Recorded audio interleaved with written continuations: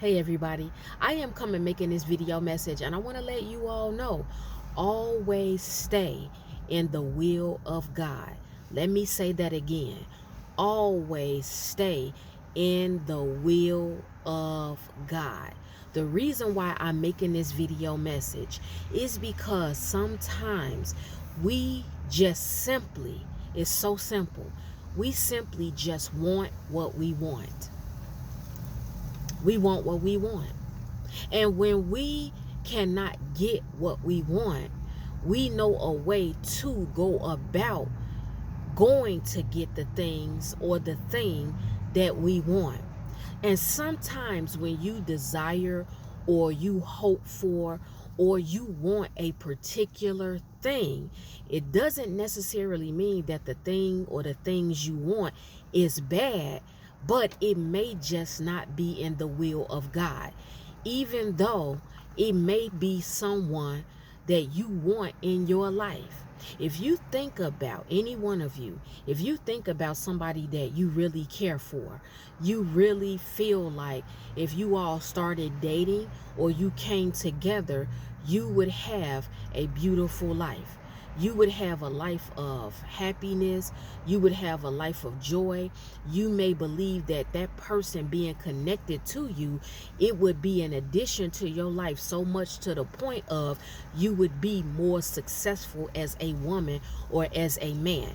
And that's just one example. But sometimes you can indeed desire a particular person or a particular friendship, but it still is not in the will of God. You all must know that the will of the Lord is always best for us. Even when we don't agree with it, even when we don't like it, even when we don't understand why God has set up, constructed, and organized our lives to be a particular way, what I want you all to focus on is the fact that God would never set us up to fail, and God would never put us in a position where He is intentionally trying to hurt or harm us or slight us.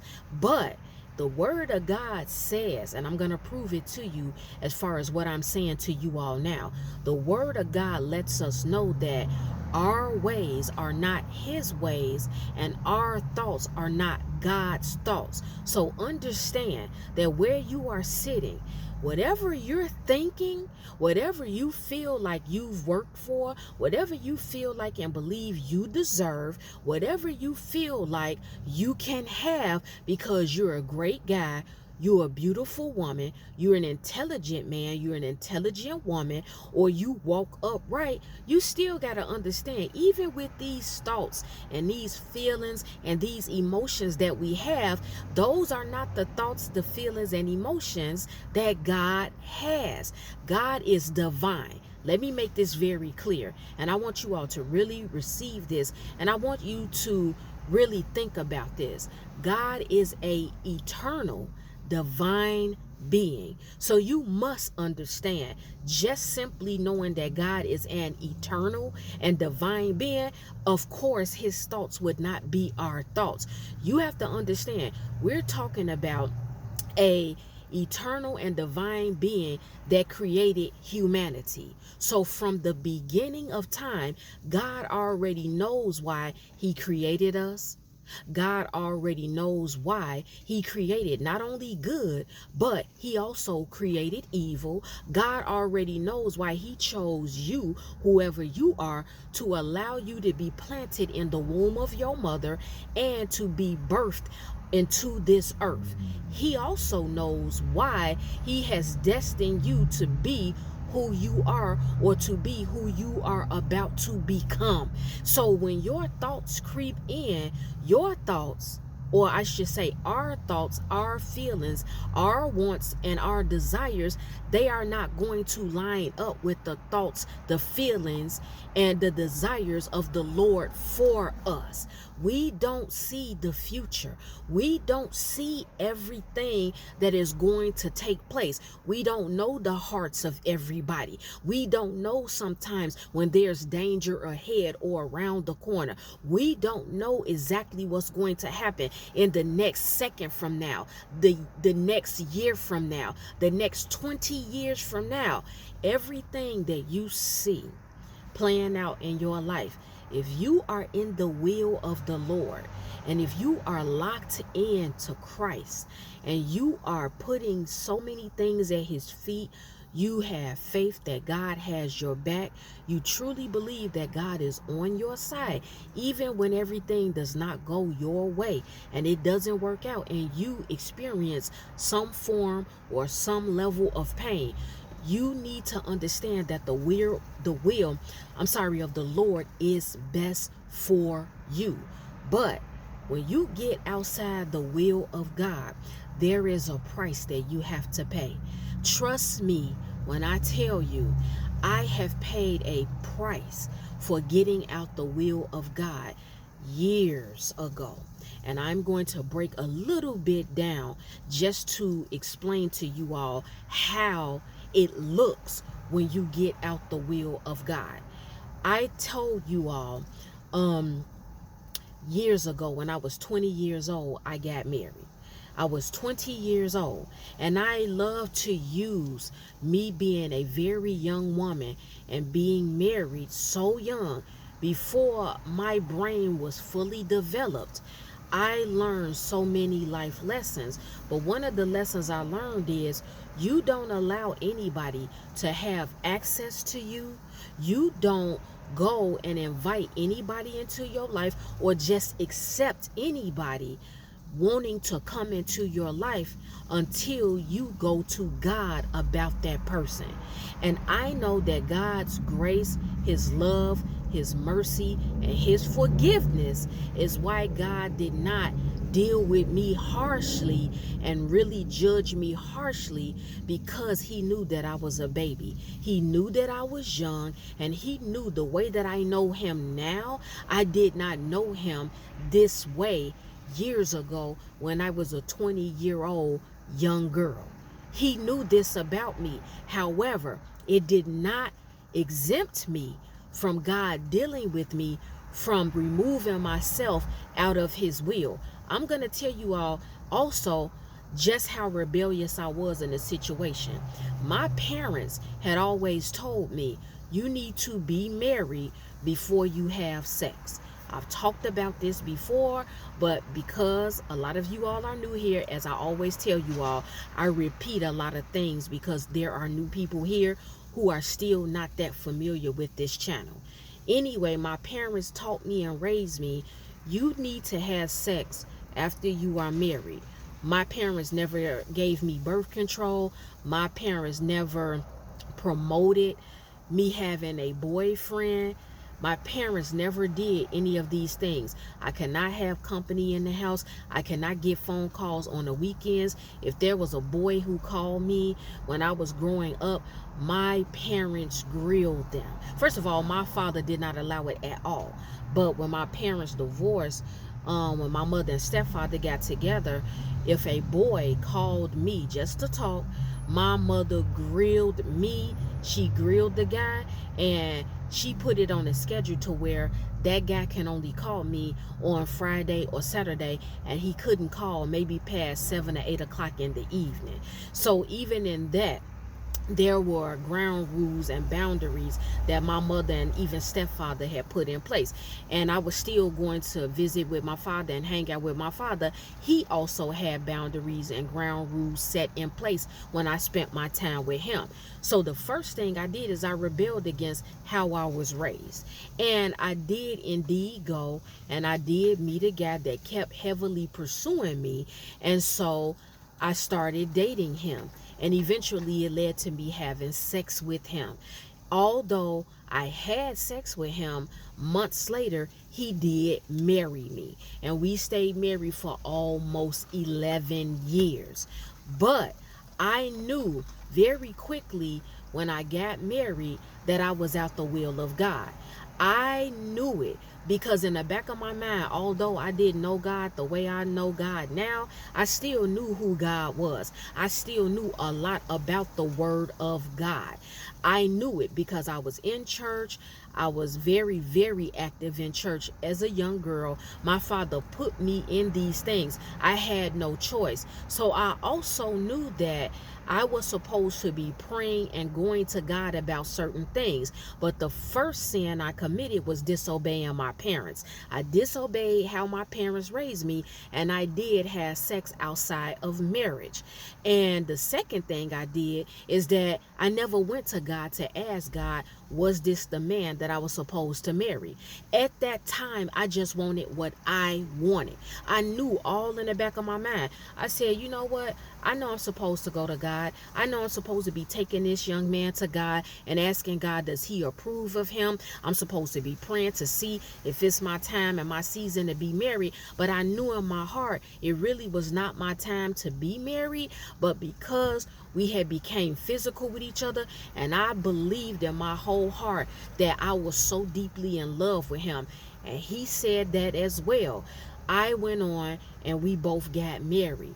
But God dealt with me because of the fact I did not consult with God about him, because of the fact I did not dig into my ex-husband's background. I did not really pay attention to his mother's behavior and conduct. I did not pay attention to a lot of his family members' background, where they were mentally, where they were emotionally, where they were in their relationships with God.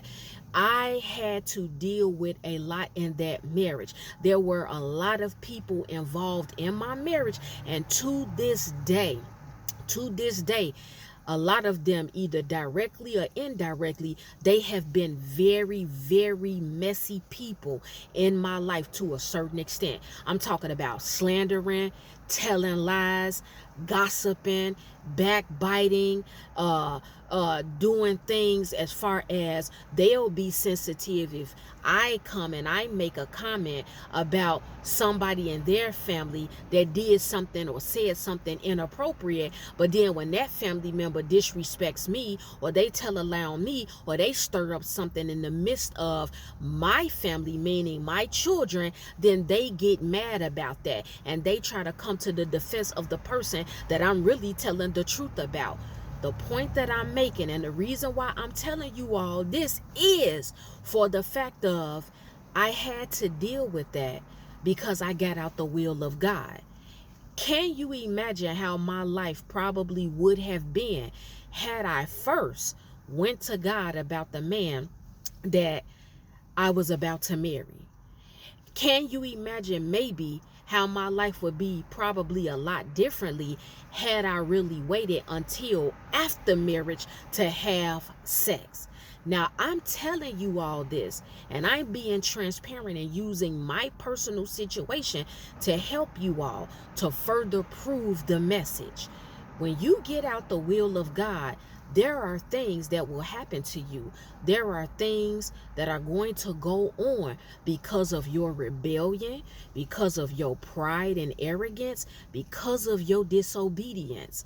And although God will still give you a lot of grace, he will still give you a lot of mercy, you still will not be exempt from taking certain hits because of you getting out of his will, or not even caring to ask him what his will is for your life.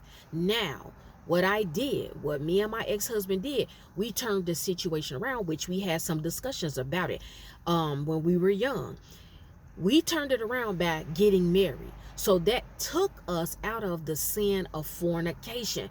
But there were so many things that I had to deal with being married to that man and not really knowing the background that he came from.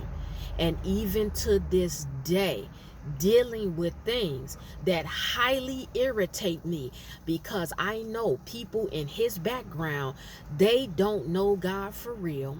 They have evil streaks. They are very messy people. They are very nosy, and they love to speak against you, and they will lie about it. Just to throw that out there, they don't take accountability.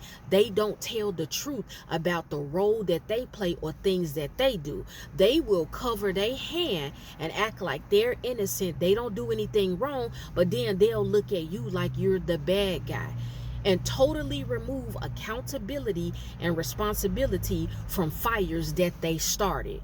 The whole entire point of me even telling you all that is to say, if I never got out the will of God, I probably would not have even had to worry about or deal with this level of confusion and mess that had came into my life during the course of my marriage, and even after, and even now in 2024, certain things still going on behind the scenes. On today, I want to remind you all that your ways and your thoughts and your desires will never trump the ways, the desires, the thoughts that God has for you concerning your life. The minute, the second, and the moment that you think you are going to place yourself above the Lord, and you feel like, well, I can live my life the way I want to live it. I don't have to pray about certain things. I don't have to consult with God about anything. I want to be with that man, or as a man, you say, I want to be with that woman. I want to move to this location. I want to work this particular job. I'm going to go and mess with this person when you probably have no business messing with that person. I'm going to party. I'm going to do this. I'm going to do that. Whatever your sin of choice is, or you being prideful and rebellious, just understand God will allow you to have the free will and make these decisions, and his mercy and grace will be with you. But when God decides to deal with you or allow the enemy to have his way in certain areas and aspects of your life, you will only have yourself to blame. Many people get angry at God. They scoff at God.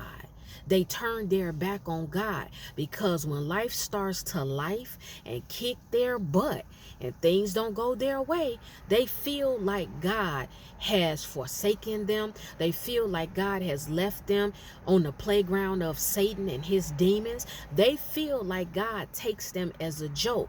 But let me remind you, it was you, it was us that made a decision to do what it was we wanted to do.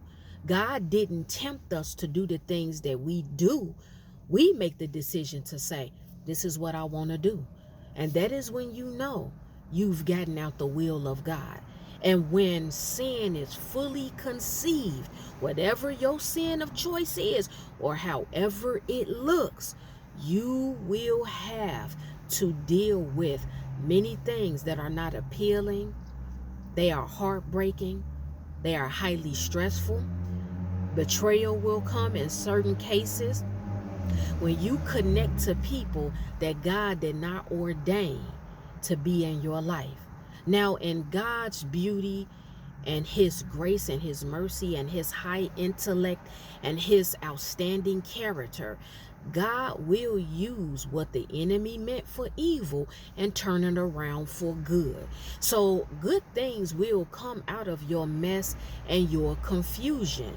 However, we don't always know when God will turn our mess into a masterpiece. And so we have to wait. We have to hold on to faith, and we have to really believe that at some point God will turn our bad decisions and our conduct into a testimony, and he gets the glory out of it. Stay in the will of God, guys. I don't care if you are young, middle-aged, or old. Stay in the will of the Lord. Consult with God before you make decisions, especially major decisions about marrying someone, major decisions about dating someone, decisions about who you call friends, decisions about who you share personal, private things with, decisions about move in certain places, and your financial status, and who you should help if you are doing well financially in life. Whatever it is, guys, because each one of our lives is different. You cannot look at the life of somebody else and compare their life to yours. But all I'm saying is that when you stay in the will of God, things go better for you. You're not jumping through hoops for order and different things to happen for you. God, He gives things to you graciously, and you don't have to lie. You don't have to argue. You don't have to fight people. You don't have to curse people out. You don't have to bribe anybody. You don't have to have all of these conversations with people to try to reason with them to change a situation around that can be beneficial to you after you've already gotten out the will of God. When you stay in the will of God, things are going to flow. That's one thing I could tell you all about the character of God. When something is meant for you, it flows. It doesn't bring sorrow. Stay in the will of God. Desire the will of God. If you are questioning whether you are in the will of God now, make today the day that you start asking the Lord, Father, show me if I am in your will. And if I have been living my life outside of your will, put me back in order. Put me back on track and the path of either righteousness or me being in right standing with you, so my life can be converted, transformed, and changed around for the better. Or it could just simply be certain situations that you need to be converted, changed, and transformed. Stay in the will of God. Stay in the will of God. It doesn't matter how you feel. It doesn't matter how you feel. How you feel, what we think, and what we feel we desire, that is not the ways and the thoughts of God. His thoughts are higher. His thoughts and His knowledge and His intelligence, and Him being all-knowing, almighty, all-powerful, and Him being everywhere at one time. He knows the situation better than you do. This is why you don't want to play with God and step outside of what His will is. You don't know what His will is. Don't always assume, well, if I get into the path and the will of God, it's not going to go the way I want it to go. I'm going to be upset. Not necessarily. You don't know. Ask Him, and you will be blessed. You will have long life. You will live a life of prosperity. You will have more clarity on certain things when you stay in His will. That is the video message. Well, guys, it's time for me to go because I have some other things to do. The Lord willing, I will be back with another video message. If any one of you have taken offense to anything I spoke about in this video message, it's okay. It's all right. I'm not worried about it. I am not concerned because I know you will forgive me in the morning.